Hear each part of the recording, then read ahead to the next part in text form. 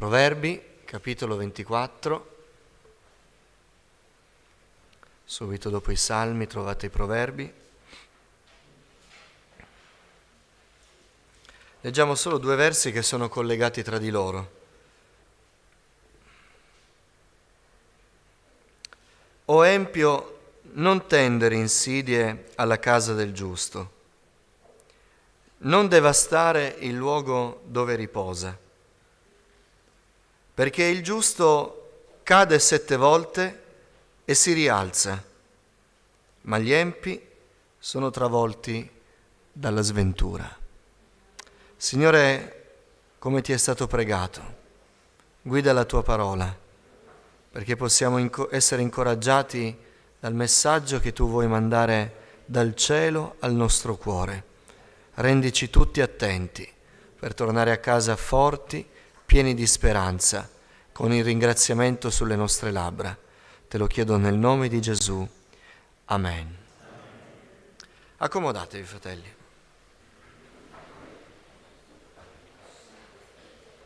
O empio, non tendere insidie alla casa del giusto, non devastare il luogo dove riposa, perché il giusto cade 7 volte e si rialza, ma gli empi sono travolti dalla sventura.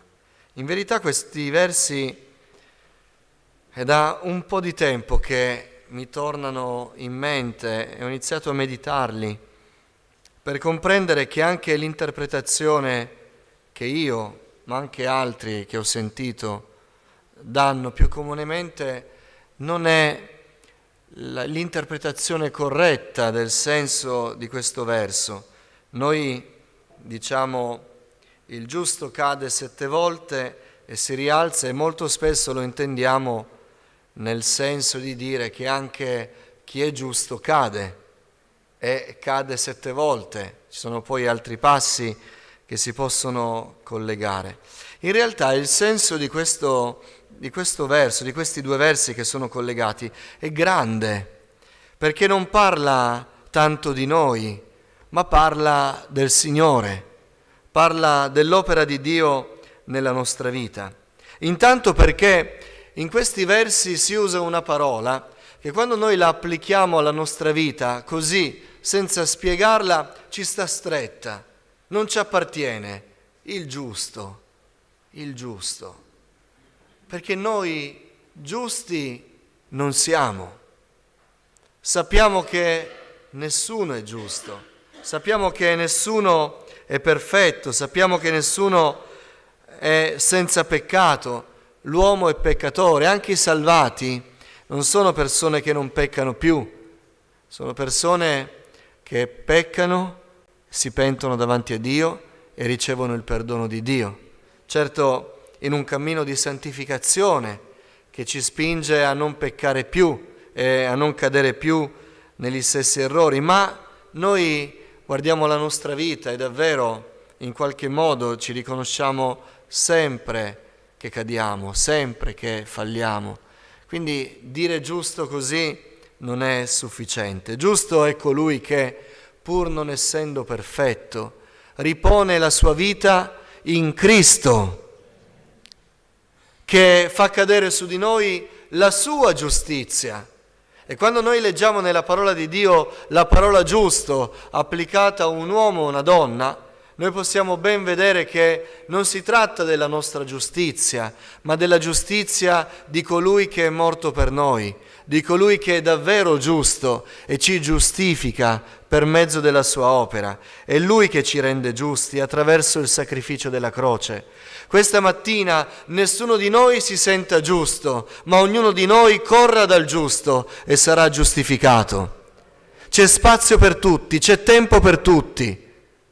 La via è indicata per tutti, Gesù è morto per tutti e noi possiamo andare da Lui e tornare a casa giusti, giustificati.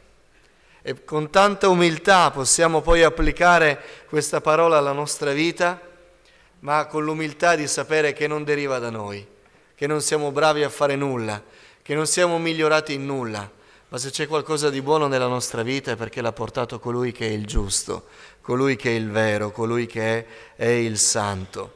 Da noi stessi non possiamo essere giusti in nulla. Anche quando partiamo su un terreno di giustizia, appena ci appelliamo alla nostra giustizia, diventiamo ingiusti, perché iniziamo a dire noi giusti, gli altri ingiusti, e questo ci carica di orgoglio, ci mette in una posizione superiore quando superiori non siamo a nessuno, e quindi partendo anche da una posizione di giustizia davanti alle ingiustizie, se ce l'afferriamo con tutte le nostre forze, diventiamo ingiusti, diventiamo peccatori, diventiamo parziali, diventiamo gente che favorisce qualcuno e sfavorisce qualcun altro. No, fratelli, noi non siamo giusti. Ma vogliamo ringraziare il Signore questa mattina, perché il giusto è tra di noi. Cristo Gesù il Signore è colui che ci dà la giustizia sua, colui che ci giustifica e ci dà diritto di diventare figli di Dio. E allora voglio rivolgervi questa domanda, prima l'ho fatto a me stesso. Sei giusto questa mattina della giustizia di Cristo? Sei stato giustificato? Hai ricevuto su di te il mantello della giustizia del Salvatore?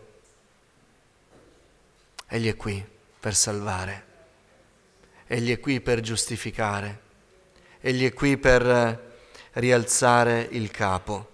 Quindi questi due versi ci devono innanzitutto attirare alla parola giusto. Se vogliamo che siano per noi questa mattina, noi dobbiamo avere la condizione del giusto.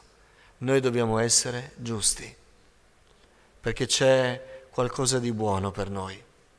Quindi se c'è qualcuno, prima che andiamo avanti nella meditazione, che non è giustificato da Cristo, adesso, in questo momento, grida al Signore, grida al giusto, ed Egli perdonerà i tuoi peccati, ti salverà e tu entrerai nel numero dei giusti. Grida adesso al Signore, invoca il Signore. Tutti quelli che invocheranno il nome del Signore saranno salvati e il Padre li chiamerà giusti. Alleluia. Chiniamo i nostri capi per un momento. Alleluia. Signore,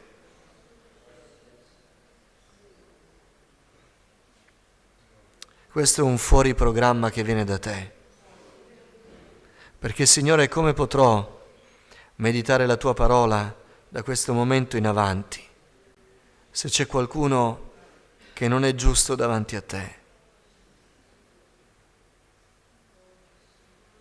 Signore, fa trovare luogo a pentimento in questo momento. Dipinge a vivo la croce davanti ai nostri occhi, perché chi non ha la certezza della salvezza possa correre a Te adesso, Signore, ed essere salvato, ed essere giustificato. Qualche giovane, qualche uomo, qualche visitatore, qualche simpatizzante, Signore, salva in questo momento. Vogliamo essere tutti giustificati. Te lo chiediamo nel nome di Gesù. Alleluia. Salva, Signore. Alleluia. Amen. Amen.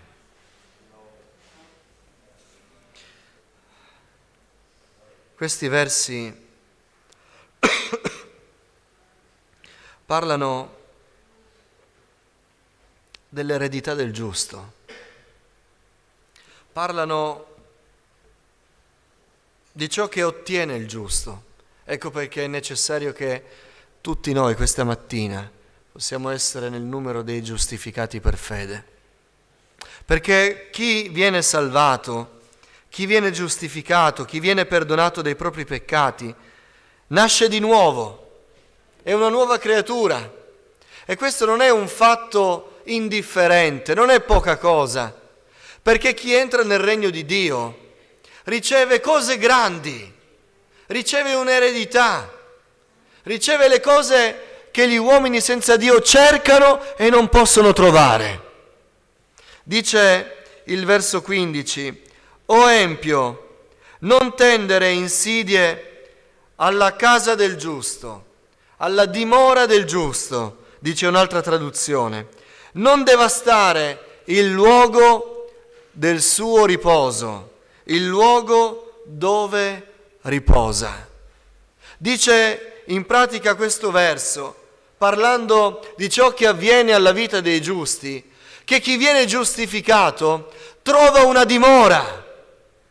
O empio, non tendere insidie alla casa, alla dimora del giusto. Noi tutti eravamo erranti, come pecore senza pastore, ma il Signore ha fatto ricadere il nostro castigo su Gesù. Noi eravamo senza casa, noi eravamo senza dimora, e adesso il Signore ci ha dato una casa, ed è la sua casa, è la sua dimora. Ora noi sappiamo dove andare, ora noi abbiamo una direzione, ora sappiamo qual è il nostro punto di approdo. La casa del Signore è la casa nostra. Sia benedetto il Signore, perché quanti Egli salva e giustifica trovano una casa. L'orfano trova una casa, la vedova trova una casa, colui che è sperduto trova una locanda dove trovare albergo. Troviamo colui che ci riceve in casa sua. Non è una casa trattante, è la casa del Signore. Al punto che Gesù ci ha lasciato una promessa. Egli sta preparando delle stanze in casa sua, e quando saranno pronte, Egli ci chiamerà e noi andremo ad abitare. Ognuno di noi avrà la sua stanza, e sarà una stanza meravigliosa, non in un'altra casa, ma proprio nella casa di Dio, in modo che quando usciremo da quella camera noi incontreremo nei corridoi il nostro Padre Celeste, perché è casa sua ed Egli l'ha condivisa con noi. Sia benedetto il Signore. Abbiamo una casa, abbiamo una dimora, abbiamo un punto stabile. La nostra vita non è confusa, la nostra vita è stabile nel Signore, perché sappiamo qual è la nostra dimora. Noi dimoriamo all'ombra delle sue ali, noi dimoriamo nelle sue tende, noi dimoriamo alla sua presenza. Questa è l'eredità del giusto, e noi vogliamo ringraziare il Signore perché ci ha dato quella casa. Ma dice ancora il verso 15: o empio, non tendere insidia alla casa del giusto che Dio gli ha donato, non devastare il luogo del suo riposo. Perché il Signore ci ha dato non solo una casa, ma ci ha dato il riposo. Noi siamo entrati nel riposo del Signore. Cristo è il nostro riposo. Quando abbiamo incontrato il Signore, noi siamo, dice così lo scrittore agli Ebrei, entrati nel riposo di Dio. Chi è nel Signore ha pace. Chi è nel Signore ha pace. Per questo abbiamo dovuto interrompere la meditazione e pregare, perché chi non ha il Signore non ha pace. Vive cercando di avere pace, avere serenità nel cuore, trovare la soddisfazione, l'appagamento, il senso della propria vita, cercando di colmare la propria vita con cose che dovrebbero portare soddisfazione, ma non ci riescono mai, e manca sempre qualcosa. Ma chi ha incontrato il Signore è nel riposo di Dio. Alleluia. O empio, non devastare il luogo dove riposa il giusto, perché il giusto ha trovato un luogo di riposo. Noi riposiamo nel Signore. Possiamo essere ricchi, possiamo essere poveri, possiamo essere pieni di persone intorno a noi o possiamo essere soli. Possiamo essere compresi e gratificati da tutti o possiamo essere incompresi ed equivocati da tutti, ma noi rimaniamo nel riposo di Dio. Egli ci ha dato il suo riposo, Egli ci ha dato la sua pace e noi riposiamo in quella pace. Alleluia. Gloria a Dio. Questa è l'eredità del giusto che il Signore ci ha dato e noi possiamo testimoniare questa mattina che abbiamo il suo riposo. Amen. Abbiamo il suo riposo. non solo una dimora stabile, non solo un luogo dove andare, ma il suo riposo. E in tutto questo noi abbiamo un compagno. Dio è con noi. La grande differenza tra il giusto e l'ingiusto, tra colui che è giustificato e colui che non lo è che Dio è con lui. Dio è con noi, ci accompagna, non ci abbandona, non ci lascia mai, è con noi e ci indica come un faro nella notte la direzione per tornare nella nostra dimora e ci ricorda che noi possiamo riposare in Lui. C'è un salmo che Davide scrisse quando suo figlio lo inseguiva e lo voleva uccidere, è il Salmo 3. E nel Salmo Davide scrive: «Ma tu, o Signore, sei uno scudo attorno a me. Sei la mia gloria, colui che mi rialza il capo. Con la mia voce io grido al Signore ed egli mi risponde dal suo monte santo». E dice Davide: «Poiché Dio è il suo scudo e il suo compagno, io mi sono coricato e ho dormito. Poi mi sono risvegliato perché il Signore mi sostiene». Davide sapeva che in quel tempo di fuga non poteva dormire, doveva vegliare. Eppure lui dice: «Io ho un compagno con me, ho il Signore con me ed è lo scudo che mi avvolge, mi circonda». E allora, se Dio è con me, se il giusto ha un compagno particolare che è Dio, io posso questa sera, anche se c'è un nemico che mi tenderà un'insidia notturna, coricarmi e dormire, sapendo non solo che dormirò, questo l'abbiamo già detto, l'eredità del giusto è il riposo, noi riusciamo anche a dormire nella notte. Amen. Non parlo di un dormire spirituale, parlo anche di un dormire fisico. Il giusto, se dimora nel Signore, se riposa nel Signore, riesce a dormire la notte. In pace mi coricherò e in pace dormirò, perché tu, Signore, mi fai abitare al sicuro. Ma qui Davide sta dicendo: io mi coricherò e dormirò. Ma dice: la mattina mi sveglierò, sarò ancora vivo, anche quando avrò gli occhi chiusi, anche quando non veglierò, ho uno che veglia per me e mi proteggerà dai miei nemici e mi sveglierò domani mattina perché Gesù mi protegge. Alleluia! Il giusto non solo ha una dimora, non solo ha il luogo dove riposa, ma ha un compagno che lo accompagna, che lo protegge, che lo sostiene, che è uno scudo per lui. E allora, quando il proverbio dice: «O empio, non tendere insidie alla casa del giusto, non devastare il luogo dove riposa, perché il giusto cade 7 volte e si rialza, ma gli empi sono travolti dalla sventura». Questo proverbio sta dicendo che il giusto non si rialza per le sue forze, ma ha qualcuno che lo rialza. Ed è la fiducia del giusto. O empio, dice il verso, perché questo verso non parla né a Dio né ai santi, ma parla agli oppositori. E dice già in anticipo: non tendere insidia alla casa del giusto, non cercare di devastare il luogo del suo riposo, perché il giusto, potrai pur farlo cadere 7 volte, c'è chi lo rialza. Sprechi il tuo tempo empio, non ce la faccio oggi. Sprechi il tuo tempo empio. Non stare a spendere tempo a devastare la casa del giusto, il luogo della sua dimora, cercando di mettergli i bastoni tra le ruote, di farlo soffocare, perché è giusto, perché ha il Signore con lui. E allora lo potrai far cadere tutte le volte che vorrai. Se lui ha il Signore, si rialza. Alleluia. Non si parla di forti, non si parla di capaci, si parla di giusti. E l'abbiamo detto prima, se si parla di giusti, stiamo parlando di persone che giuste non sono, ma hanno trovato colui che li giustifica. E se è così, allora il senso è: il giusto cade 7 volte e si rialza, perché c'è uno che lo rialza. Alleluia!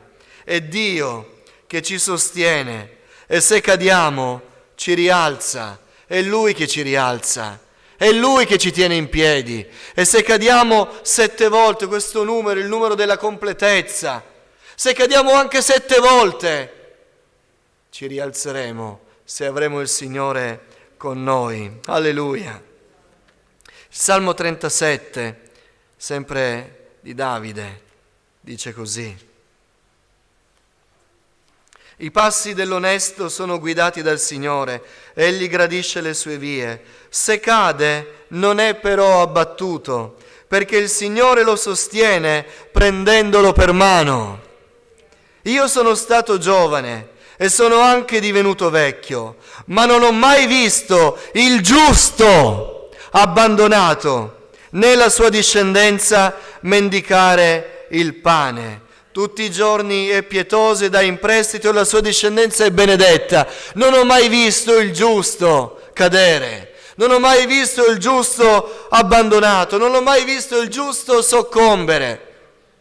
Cioè colui che è nel Signore, colui che ha affidato la sua vita al Signore, colui che si è arreso nelle mani del Signore, colui che è stato giustificato dal Signore, non sarà mai abbandonato e sarà sempre sostenuto, e Dio lo rialzerà perché è nel Signore. Alleluia! Possiamo essere fiduciosi di rialzarci in piedi se Dio è vicino a noi. Alleluia! Questo verso non vale per tutti. Questo proverbio non può essere applicato agli uomini, non può essere applicato agli uomini di buona volontà, non può essere applicato a chi è capace di portare avanti la sua vita con le sue forze. Niente affatto. Questo verso può essere applicato soltanto ai giusti, a coloro che si sono affidati al Signore, e Gesù li ha giustificati. Non ci scoraggiamo davanti alle opposizioni. Sono gli oppositori che si devono scoraggiare davanti a noi, perché provano a farci cadere. Ma chi è rimasto vicino al Signore, il Signore l'ha rialzato. E colei che hanno sperato nel Signore non hanno perso il compagno che non abbandona, non hanno perso il luogo del riposo, non hanno perso la dimora stabile che è per noi punto di riferimento in un mondo confuso. Dio ci rialza. Noi abbiamo in mezzo a noi proprio qui fratelli, sorelle, che hanno attraversato prove indicibili e sono qui a glorificare il nome del Signore, perché le opposizioni li hanno abbattuti una volta e Dio li ha rialzati, un'altra volta e Dio li ha rialzati, e ancora e ancora e ancora. O empio, non tendere insidie a colui che è vicino al Signore, perché colui cadrà pure 7 volte, ma si rialzerà, perché Dio è con lui. Alleluia. Un passo che noi leggiamo per gli sposi dice così, Ecclesiaste 4:10. Infatti, se l'uno cade, l'altro rialza il suo compagno, ma guai a chi è solo e cade senza avere un altro che lo rialzi. Noi abbiamo chi ci rialza, è il Signore. È Lui che ci rialza, è Lui che è al nostro fianco. Questa mattina dì all'empio, dì all'oppositore, dì a colui che vorrebbe devastare il luogo del tuo riposo, colui che vorrebbe distruggere casa tua, colui che vorrebbe convincerti che il compagno che tu hai incontrato il giorno in cui hai accettato Gesù ti ha abbandonato. Dillo all'empio: empio, lascia stare, Puoi provarci tutte le volte che vuoi, io rimango a fianco al Signore, cadrò anche 7 volte, ma tu mi vedrai la 7ª volta ancora rialzarmi perché Dio è con me. Nessuno potrà toglierci il riposo che ci ha dato il Signore, perché ce l'ha dato il Signore. Alleluia. Questo proverbio ha tutto un altro senso. Dio è con noi e ci rialza. E a un certo punto, fatemi immaginare così, il nostro avversario lascia stremato la nostra vita, si arrende, perché dice: com'è possibile che con tutti i demoni dell'inferno, con tutta la carnalità degli uomini empi e senza Dio, con tutte le combinazioni cosmiche, ho fatto cadere su di lui, su di lei, ogni opposizione, per buttare giù casa sua, per togliergli la pace nel cuore, per convincerlo che era rimasto solo da tutto e da tutti, e ancora si rialza. Com'è possibile?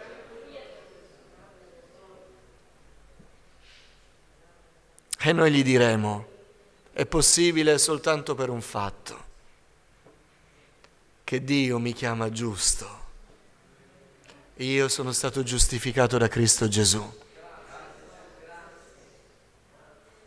E si arrenderanno e andranno via, perché la pace del Signore nessuno ce la può togliere, se noi rimaniamo giusti, se noi andiamo a colui che ci giustifica. L'empio riceverà un consiglio. Che bello dare consigli agli empi. Ti do un consiglio: lascia stare, sono ancora qui, sono ancora qui. E l'empio ti dirà: ti ho fatto cadere 7 volte. E noi gli diremo: sì, ma qualcuno mi ha rialzato ancora. Fallo ancora una volta e mi vedrai ancora rialzarmi, perché io vivo in virtù di colui che mi giustifica. Alleluia. Il Salmo 107 o 108